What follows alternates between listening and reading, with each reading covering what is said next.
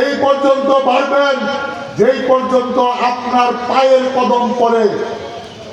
ময়মনসিংহে বসবাস করে যারা অনেকে ইতিমধ্যে মাননীয় প্রধানমন্ত্রীর নামে অশ্লীল স্লোগান দিয়েছেন।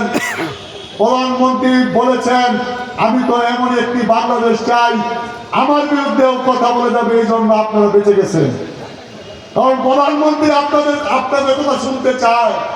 উনি শেখ হাসিনা হতে চায় না, উনি চায় না উনি ফ্যাসিস্ট হতে, উনি চায় উনি শহীদ জিয়াউর রহমান বেগম খালেদা জিয়ার রক্ত ওনার শরীরে।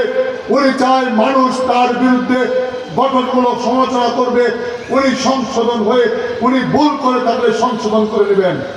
উনি কিন্তু ওনার বিরুদ্ধে যারা ফেসবুকে লেগেছেন এমন একজন লোকও কিন্তু উনি অ্যারেস্ট করার নাই, একজন লোককেও গ্রেপ্তার করার নাই। এই সুযোগ নিয়েছেন ওই বাহিনী, দেখেছেন লেখলেও জেলে যেতে হয় না।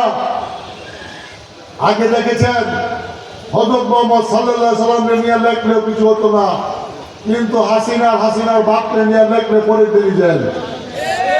সেই জগৎকে কিন্তু আমরা 24 আমাদেরকে বের করে এনেছে। কিন্তু এমন কিছু করা ঠিক হবে না যেখানে রাজনীতির সকল স্বাধীনতা বন্ধ হয়ে যায়। সতর্ক থাকা উচিত।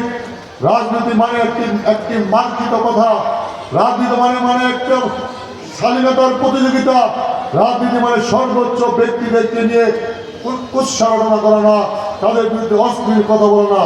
আমরাও স্বাভাবিক বলতে পারি, কিন্তু আমরা তারেক রহমানের পলিটিক্স করি, আমরা ওইটা করতে চাই না।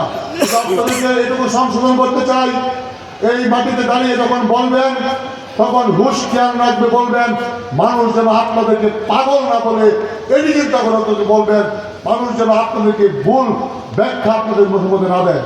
অনেক লম্বা বক্তব্য হয়েছে, ইসলামিক গানের অনুষ্ঠান হয়েছে মনে হয়,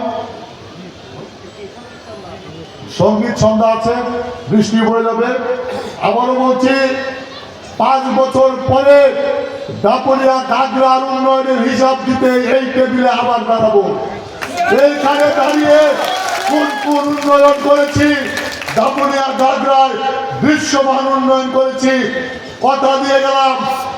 আবারও বলছি ভোটের জন্য কিন্তু কথা দিচ্ছি না, যারা যায় রূপ বাড়ানোর জন্য। যেখানে আমার চিরস্থায়ী ঠিকানা হবে, যেখানে আমার পূর্বপুরুষের চিরস্থায়ী ঠিকানা হয়েছে, যেখানে আমার সন্তানদের চিরস্থায়ী ঠিকানা হবে, সেই জায়গার মানুষকে কথা দিয়ে যাচ্ছি। এটি আমার বাড়ি, এটি আমার ঘর, এখানে আমি ভাড়া থাকি না, এখানে আমি বেড়াতে আসি নাই, এটা আমার প্রিয় জন্মভূমি। এখানে মানুষের উন্নয়ন করা আমার দায়িত্ব, অবশ্যই করবো ইনশাল্লাহ। এলাকার মানুষ যেন পিছনে না পড়ে।